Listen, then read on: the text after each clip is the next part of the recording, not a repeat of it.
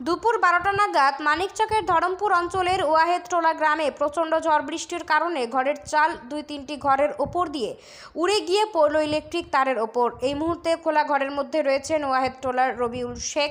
রবিউল শেখের স্ত্রী শরীফুন নেশা জানান, তিনি সেই সময় রান্না করছিলেন। প্রচণ্ড ঝড় লক্ষ্য করে তিনি তার শয়নকক্ষে ছুটে আসেন, কিন্তু মুহূর্তের মধ্যে ঘরের চাল উড়ে যায়।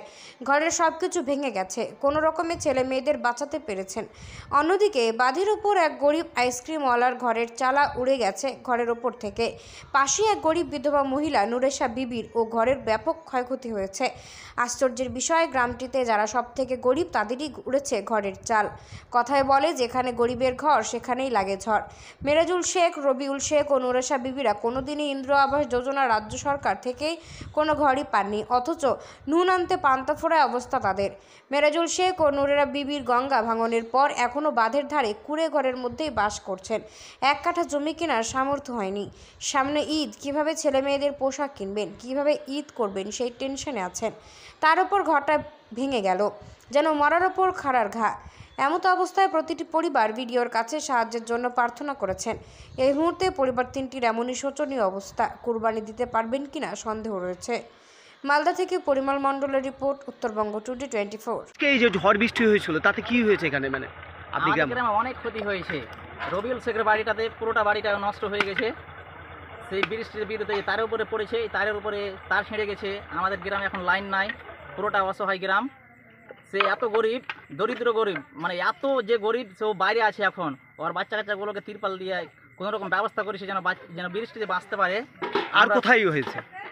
বাঁধের উপরে হয়েছে, মেরাজুল শেখের বাড়িতে। ওরও সব চালা উড়ে গেছে অবস্থা হয়েছে। হ্যাঁ, কি বলবেন? বাড়িতে কিছু নাই। গ্রামবাসী হিসেবে কি বলবেন? গ্রামবাসী হিসেবে চাইছি যে বিডিও সাহেব আমাদেরকে যেন কিছু হেল্প করে, ওই মেরাজুল শেখ আর ওই রবিউল শেখের বাড়িতে যেন কিছু নেই, ইনকোয়ারি করে যেন কিছু ব্যবস্থা করে। আমরা গ্রামবাসী এই উপকৃত হব সাহায্য করলে। আপনার নাম? আমার নাম আসাতুল হক।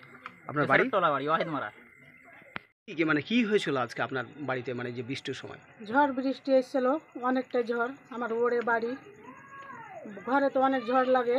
সেই সময়তে আমার দুটো ছেলে মেয়ে ঘরে ছিল আর আমি রান্নাঘরে ছিলাম। রান্নাঘর থেকে বৃষ্টির সময়তে পাথর পড়ছিল। পাথর পড়ার সময় আমি দৌড়িয়ে রান্নাঘর থেকে আসছি, ছেলে মেয়ে দুটো ঘরে আছে, যে ঘরে লুকাবো বলে। তো সেই সময়তে দেখছি একবারে ঘরটাকে গোটাই কি সিস্টেমে যে গোটাই উপরে নিয়ে চলে গেল, বুঝতে পারলাম না। এখান থেকে কোথায় নিয়ে গেছিল? এখান থেকে উড়িয়ে নিয়ে একবারে অনেক দূরে পড়েছে, গলিতে, অনেক মানুষের গলিতে বাড়িতে পড়েছে। মানে একটা বাড়ি পেরিয়ে রাস্তায়? একটা বাড়ি পেরিয়ে রাস্তায়, রোডের উপরে লাইনে তার আছে, ওই তারও কেটে গেছে এলবেস্টার করে। আর কোনো ক্ষয়ক্ষতি হয়েছে আপনাদের? ভাই আমার ক্ষতি হয়েছে, সব ভেঙে গেছে, যত যা ঘরে আলমজার ছিল সব ভেঙে গেছে। আল্লাহর দয়াতে ছেলে মেয়েটি আমার বেঁচে গেছে। আমি কোনো রকম মাথা লুকিয়ে, একটা ওসরা আছে, ওসরা তলে আমি বসেছিলাম। ছেলে মেয়েটি রাত্রে কোথায় থাকবেন?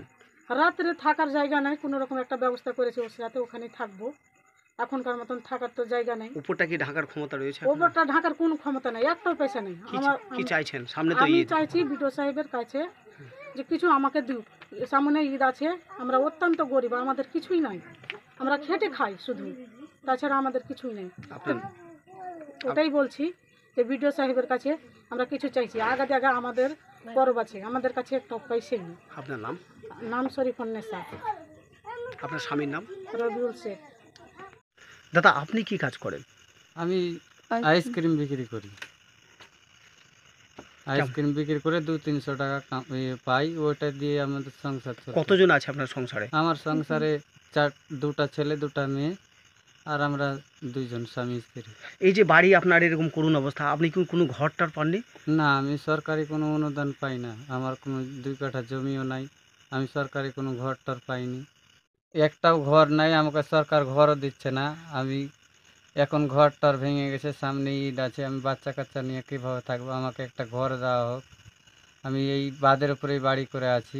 কতদিন থেকে বাড়ি করে আছেন? আমি এই 13 বছর থেকে বাড়ি করে আছি।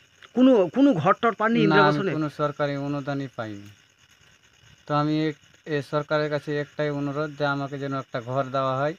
আর সামনে আমার ঈদ আছে, বাচ্চা কাচ্চা নিয়ে এখন ঈদ করব না, ঘর ঠিক করব, যেন আমি বিডিওর কাছে, সরকারের কাছে আমার অনুরোধ, যেন আমাকে এই থাকার জন্য এখন কোনো ব্যবস্থা করে দেওয়া হয়।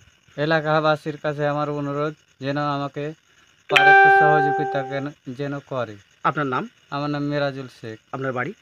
বাড়ি ওহেদমারা বাদের ওপর বাড়ি।